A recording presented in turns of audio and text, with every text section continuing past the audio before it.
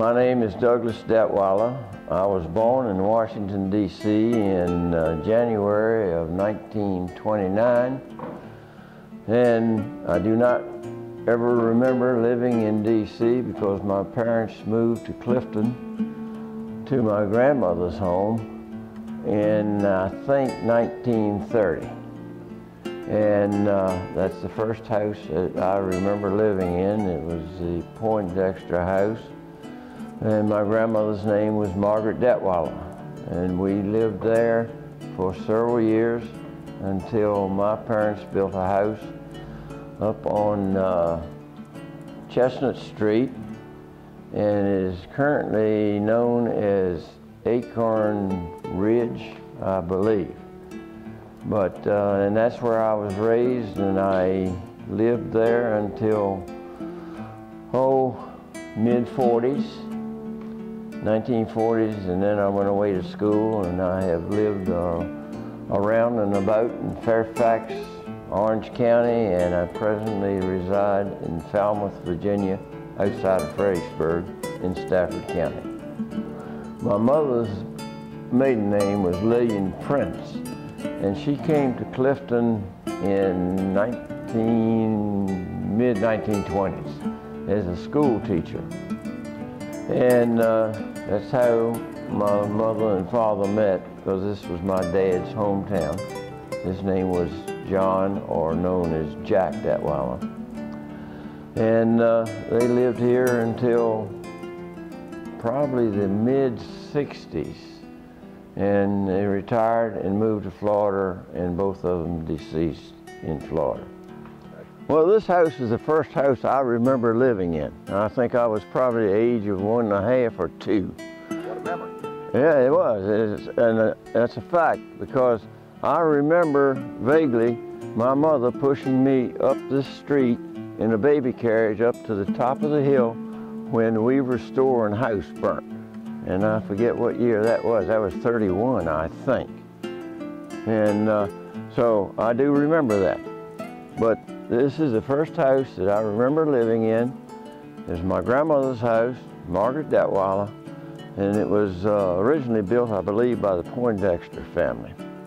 And but in addition to Grandma, it was my mother and father, Jack Detwiler and Lillian Detwiler, Catherine Detwiler, Catherine Detwiler Fugit, and William Edward Detwiler. And let's see, I think that was all that lived there then, because my Aunt Stella May was in nurses training in Washington, D.C., and Margaret Detwiler Webb had married Willard Webb, and they were living elsewhere. And we had an outhouse up on the hill. Where was that? To the left, off the second level, about 50 to 100 feet beyond the end of the house. And there was a garage located down to my right in there. There was no building where the existing garage is now. And we did have a well house there, and had a pump. We put a pump in it sometime in my early years. I don't remember just when, but we got indoor plumbing when I was living there. And Did you have electricity the whole time? yes, we did. We had electricity as long as I could remember, but it came from the Dokes Dam down on Bull Run, which was a log earth-filled dam. And Newton Sayers would go down there about 3 o'clock of an afternoon and start generating electricity. And my dad was a railway postal clerk, and he ran on the Southern Railroad in the U.S. mail car that doesn't exist anymore, from Washington, D.C. to Charlotte, North Carolina. And he would come right through here, and we stand on the porch and wait. There was not a lot of formality to life when I grew up here. The basic industries were farming, dirt and dairy, the lumber industry, and bootlegging. And they were the three main standbys for a source of living. My dad didn't produce, he delivered. He was one of the few people as a young man that had an automobile. And then a couple cousins had some pretty good recipes that they produced. And in those days, we had a commuter train that ran morning and evening. It generated its start in Manassas, ran to D.C. in the morning, came back from D.C. to Manassas in the late afternoon. You say those days, is this the 1940s maybe? No, 1930s. 30s. 30s into the 40s. And then after the 50s, you could stop a train here and get on it, but it wasn't too dependable. And we had regular local passenger trains that ran north and south a couple times a day. They were regular stops, just local stops, station to station. And then the local freight, we had the depot. Of course, the railroad was king. We didn't have the big highways. Centerville was just a crossroads, really. Yeah. And didn't you have a stop? Then they got 29-211 came through there, and the highway began to displace the railroad as king. And but on the commuter train, there was a railway express car that carried local freight to and from the local stations here, and the milk from the dairies was shipped to dairies in D.C. in large milk cans. But there were, and creamer cans were smaller cans, about that tall, about that big around, about 5-gallon cans. But they didn't always ship cream in those cans. A lot of times, and of course this was during the Prohibition, and but these smaller cans were full of White Lightning, and it was shipped to Capitol Hill. Yeah, it all went to the hill. It went to the hill. They bought it, and it was renowned. It was renowned for this area that some of the best bootleg liquor was produced out of the Occoquan and Bull Run valleys. Yeah. And they had two brands, Eagle brand and Bull Run brand. Really? That's right. They actually put a label on it. Oh, well, they knew what it was. One burned red, it was Eagle. One burned blue, it was Bull Run. Yeah. Well, it just some of it was rye whiskey and some of it was corn liquor. As long as it burnt blue, it was all right, regardless of what you called it. All liquor will burn.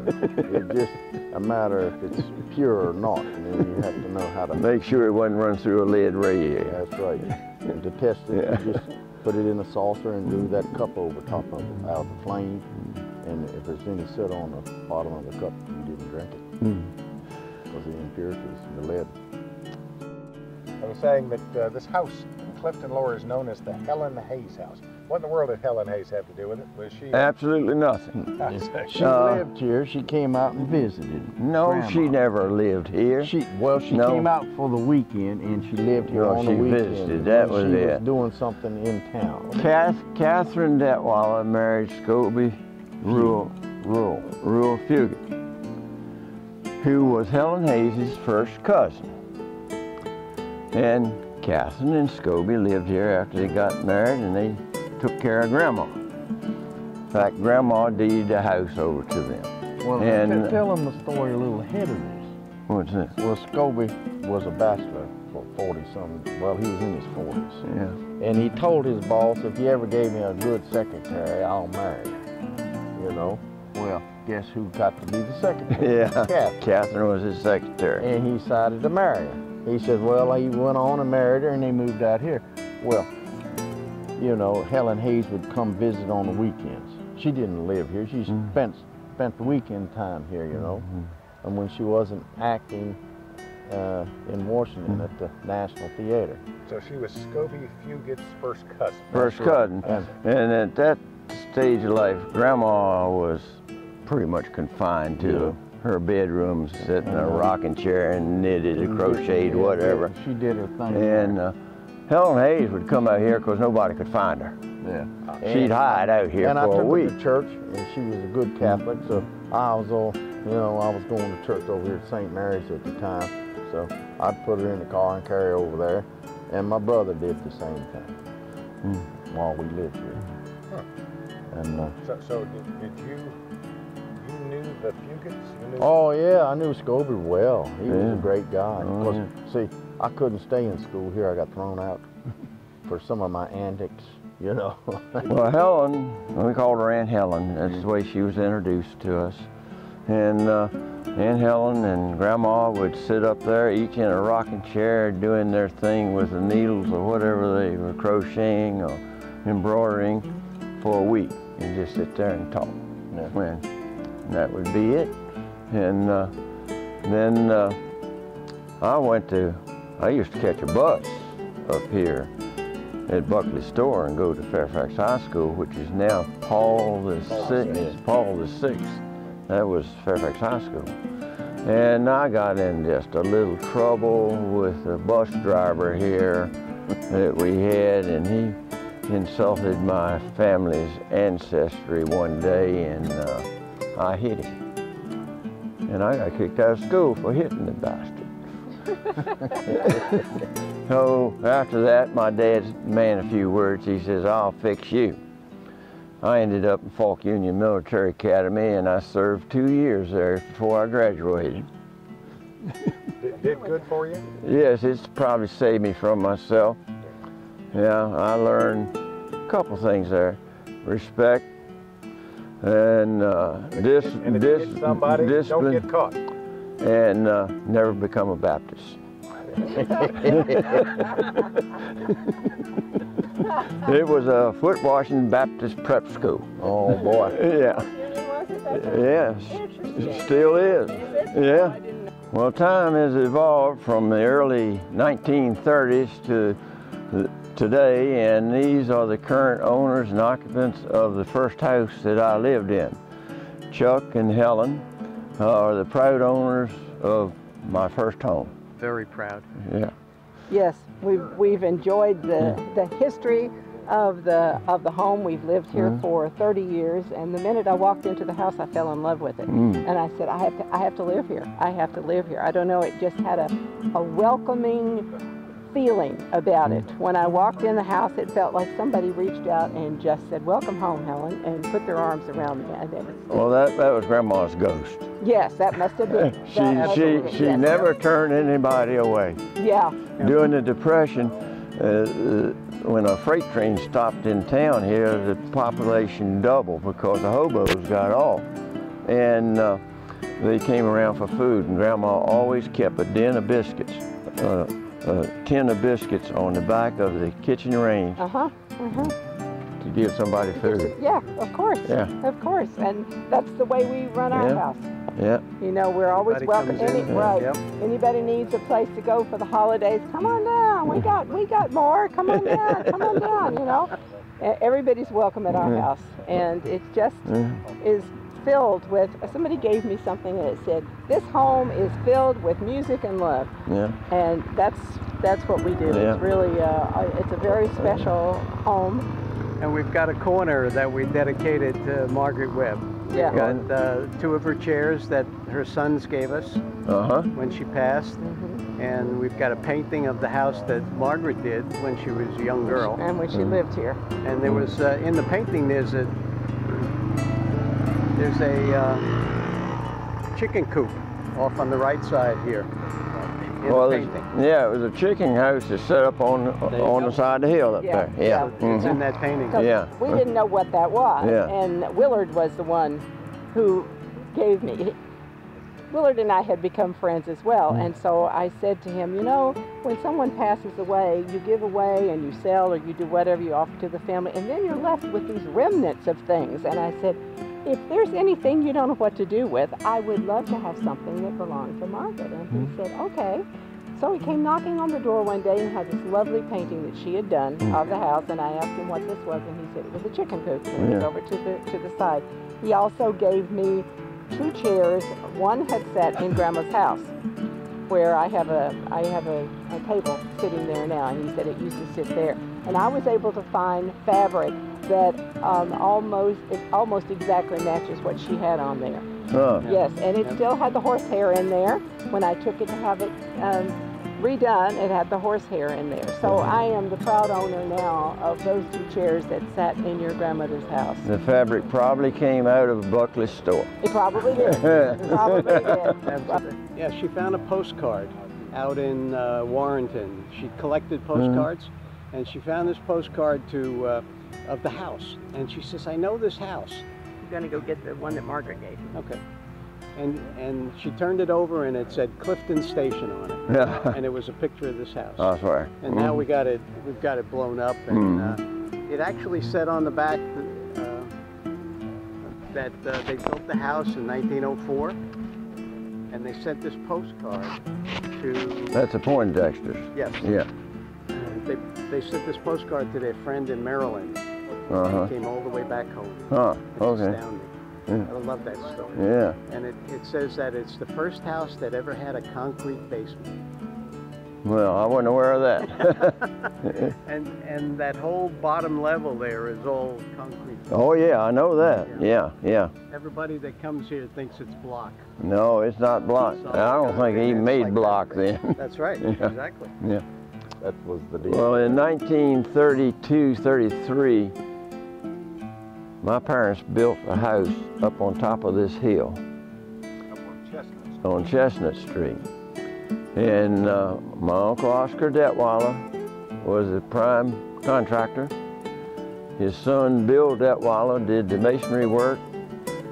His other son, Landis, did the plumbing. And Mr. Walford was a sawyer. Didn't have any electricity then. Everything was by hand. And they'd call the dimension of the cut to him, and he would cut it, hand it up. And they dug the basement with horses and scoops, one-man scoops. And we drilled a well. And I guess when the house was finished, I was probably 3 years old. And so I remember it vividly, the construction. And Preston Fairfax worked as a laborer. He and his wife, Christine Fairfax, who lived here in Clifton. But that was her husband, and he worked as a young kid laborer. And let's see. You said you had a basement. Yeah. Yet not many houses in Clifton have basements because the water table is so high. Well, we're up on top of that hill. Yeah, no water table. But the only thing it ran into that caused them a problem was a vein of quartz rock, flint rock, that had gold specks in it.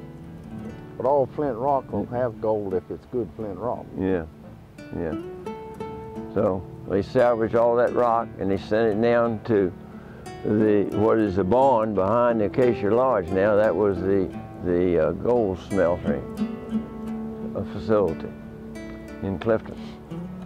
Well, here comes the honey wagon. They've been pumping it out of here for 40 years, probably. Huh? Yeah.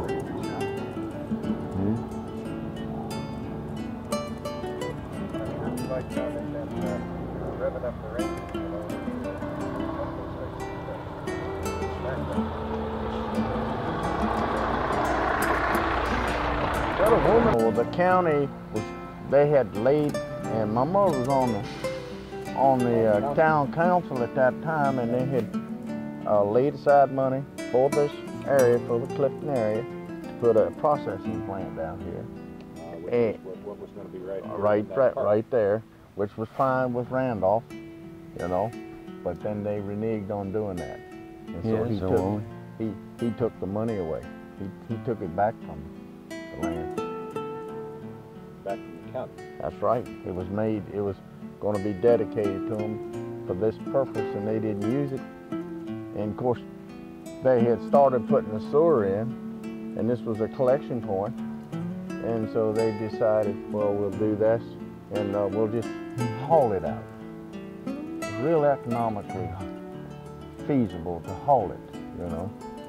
What's the deal? Does limit development. What, yeah, well, what's diesel?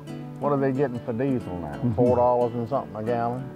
And There are approximately 20 trucks per day that come through here. I can't believe it's just 20. Well, it's because the school closed down. The school used to double the capacity. So that would have been 40. 40. Yeah. But the school had a septic field up there. They must have closed it many years ago. They closed it for the simple reason they could do it down here. That's the reason they closed it. They moved from that house down the hill, up here. Which portion of the house was it that they built? Not the whole thing. From the front steps all the way over to the right, where the chimney is. That was the original house. The steps off of the right-hand end of the porch did not exist. They've been added, but the front steps were the original steps, front entry to the house.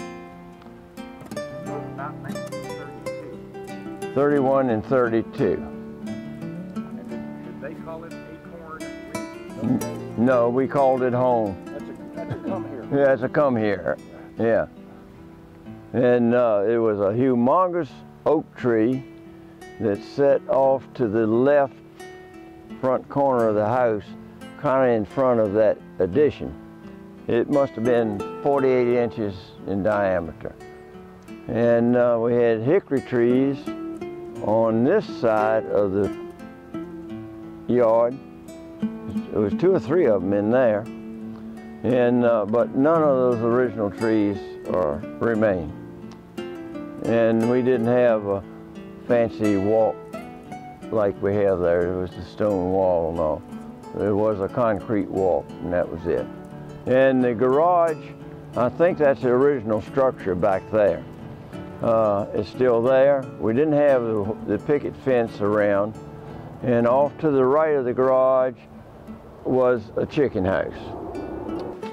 That's Pope's Head Creek down there, and just up the line there a little bit is where the sewage collection system is for the town of Clifton. And this hillside here is near vertical. And we, as kids, Tommy Webb, my cousin who lived down at the end of this road here, he and I used to play on this hillside.